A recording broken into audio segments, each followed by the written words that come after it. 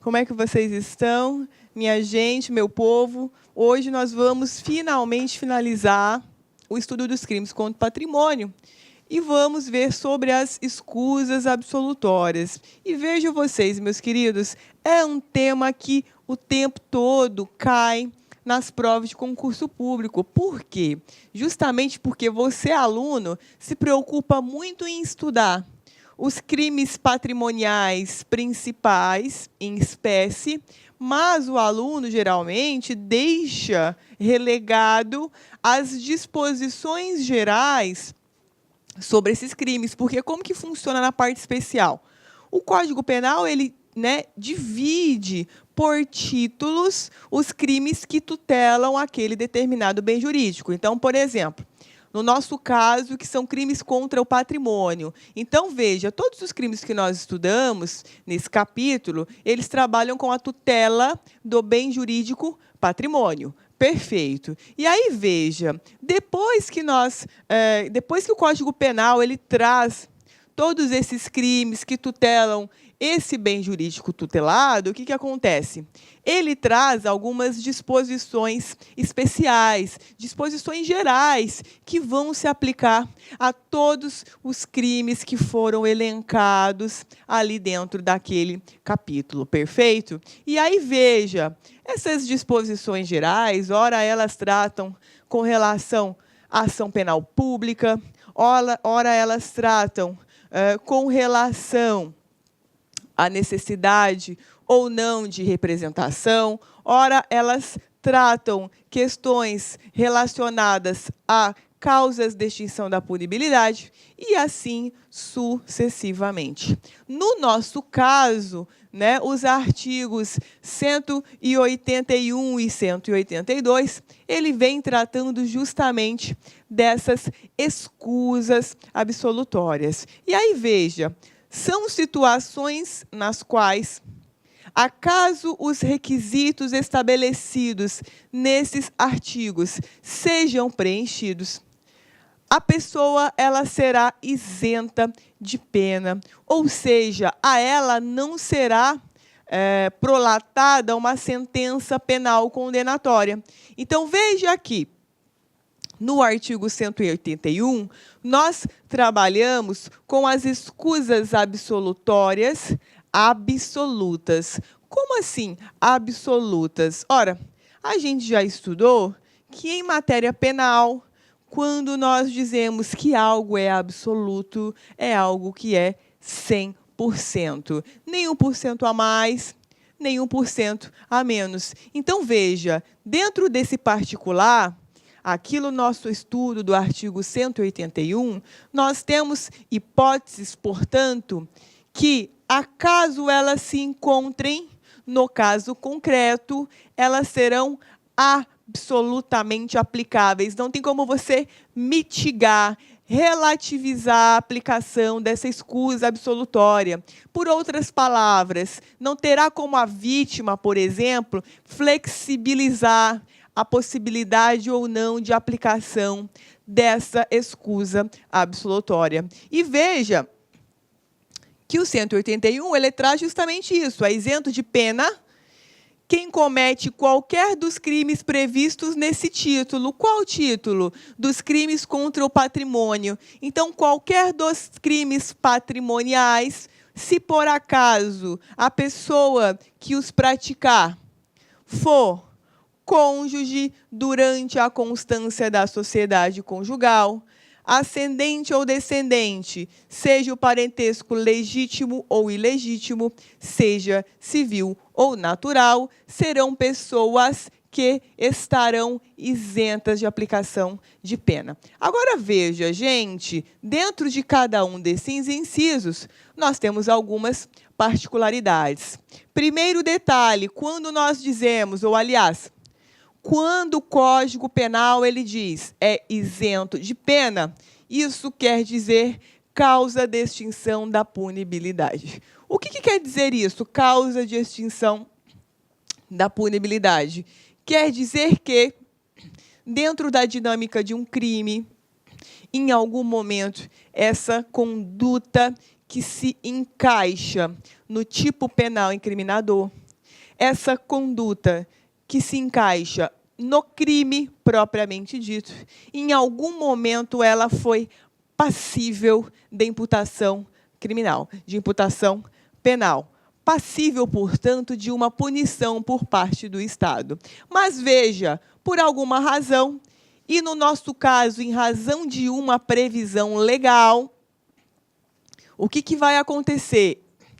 Essa passividade do tocante à punição, ela vai ser posteriormente extinta. Ou seja, a pessoa, dentro de um contexto do inciso 1º ou do 2º, que eventualmente praticar crimes patrimoniais, a gente vai ver depois que ainda tem alguns detalhes com relação a isso, mas a regra é essa. Veja, em regra, ela seria sim passível de pena. Portanto, ela seria sim passível de punição. Mas veja que aqui, nesse caso, há uma determinação legal que impede o exercício dessa punibilidade. E aí, veja, como nós estamos tratando aqui, no inciso 1º, de causas de extinção da punibilidade, aliás, causa de extinção de punibilidade, é óbvio que isso é um instituto extremamente favorável para a pessoa que se encontra na condição de autora do crime. E aí, veja que aqui, nesse particular, algo que não é muito comum, né, no direito penal, vai ser possível. Aqui nós vamos poder realizar uma interpretação extensiva. Por quê? Embora essa escusa absolutória, absoluta, verse sobre cônjuge, aqui nós vamos poder também encaixar o convivente, ou seja, aquela pessoa que convive em união estável, ainda que essa pessoa convivente ela seja dentro de um contexto de relação homossexual. E veja, se houver apenas separação de fato, então, por exemplo, um casal, ele brigou, se separou de fato, mas juridicamente nós ainda temos o contexto da relação matrimonial, ainda assim nós vamos aplicar. Por quê? Juridicamente, a sociedade conjugal ela ainda existe, ok? Então, por exemplo, suponhamos que eu pratiquei um crime de furto contra o meu marido. Ora, veja, a mim não poderão ser imputadas as penas do crime de furto. Por quê? Porque eu me encontro dentro, né, da hipótese de cabimento desse inciso 1º. Então, veja que qualquer pessoa que seja cônjuge ou companheira, na constância da sociedade conjugal, veja, nesse contexto, se por acaso essa pessoa praticar um crime patrimonial, ela será isenta de pena, ok? A gente vai ver que não é qualquer crime patrimonial. Crimes patrimoniais sem violência ou grave ameaça. Então, por exemplo, se eu roubei meu marido, a gente vai ver que, nesse contexto, não vai ser aplicada a escusa absolutória.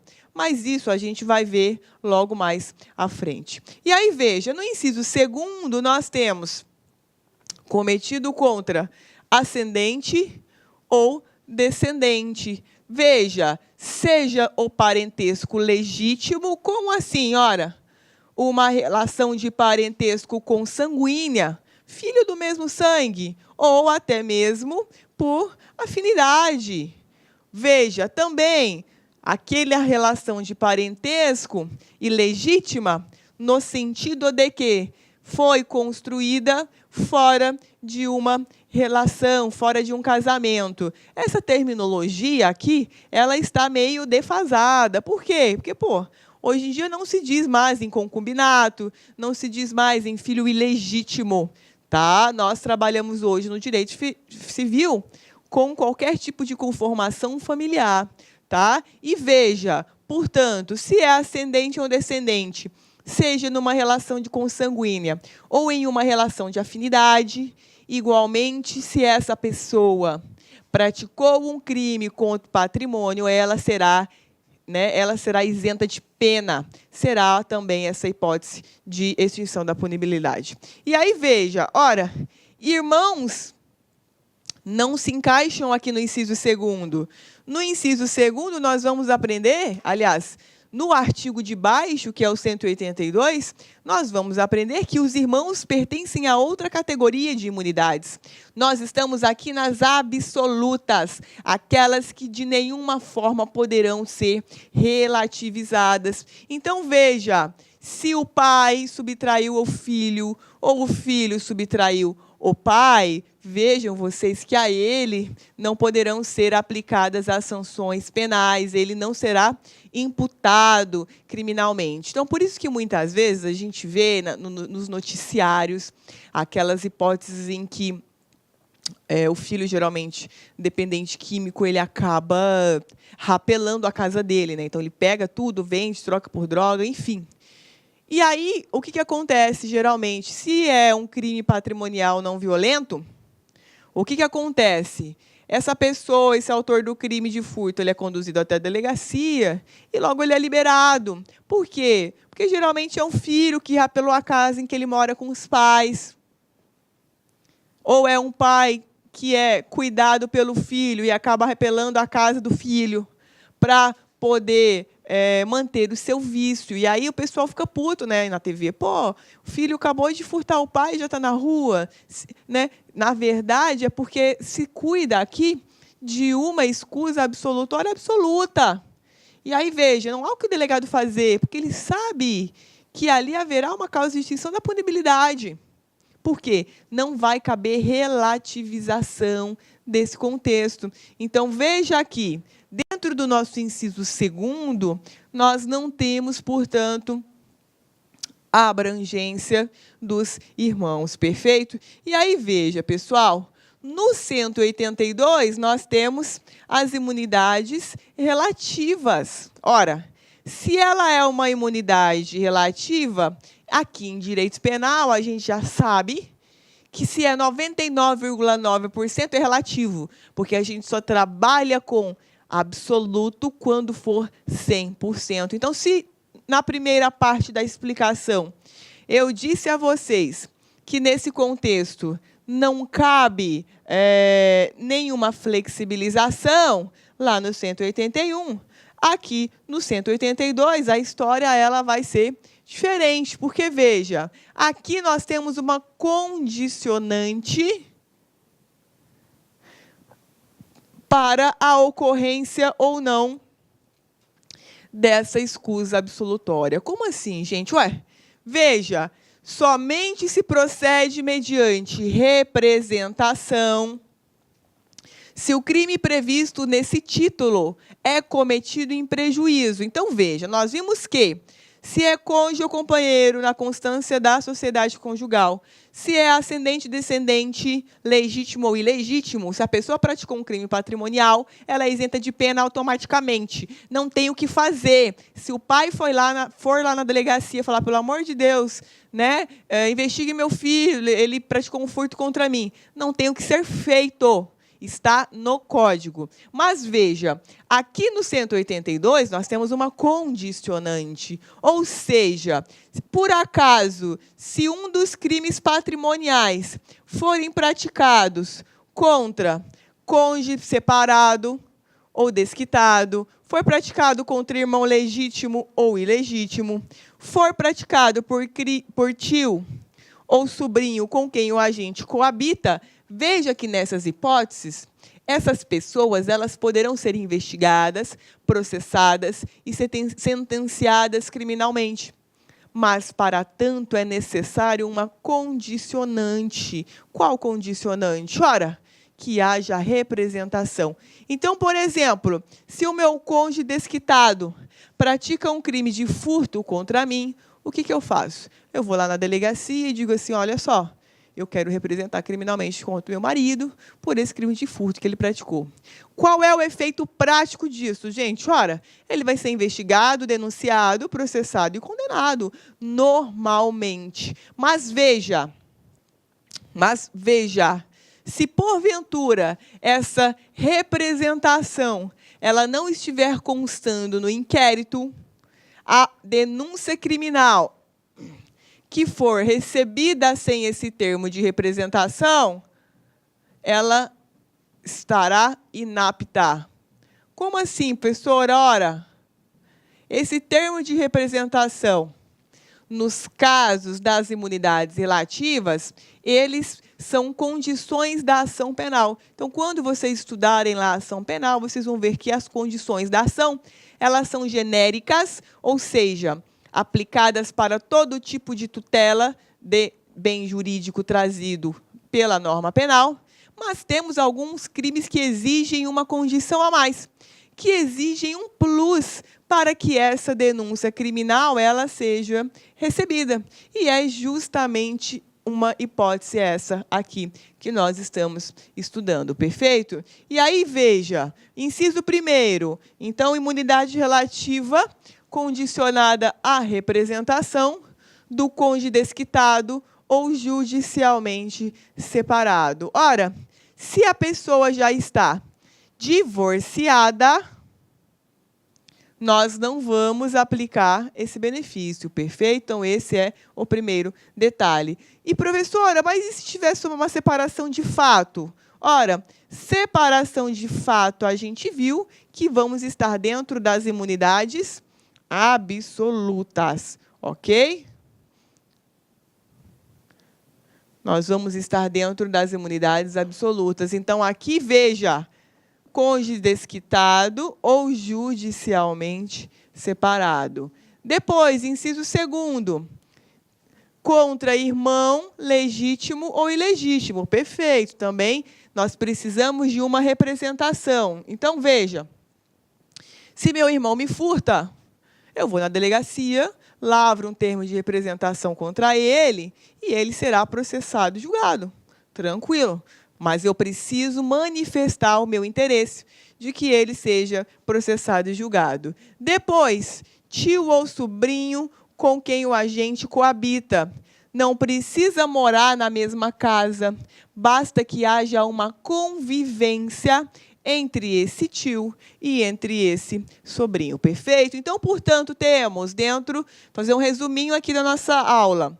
Temos as imunidades absolutas, cônjuge companheiro, temos ascendentes, descendentes, as imunidades absolutas, e nas relativas temos irmão legítimo ou ilegítimo, tio ou sobrinho, ou desquitado ou judicialmente separado. Perfeito. E aí, veja, gente, dentro do artigo 183, nós temos ressalvas tanto para a imunidade relativa quanto para a imunidade absoluta, ou seja, não basta que seja um crime contra o patrimônio em qualquer uma das hipóteses que nós estudamos, as 4.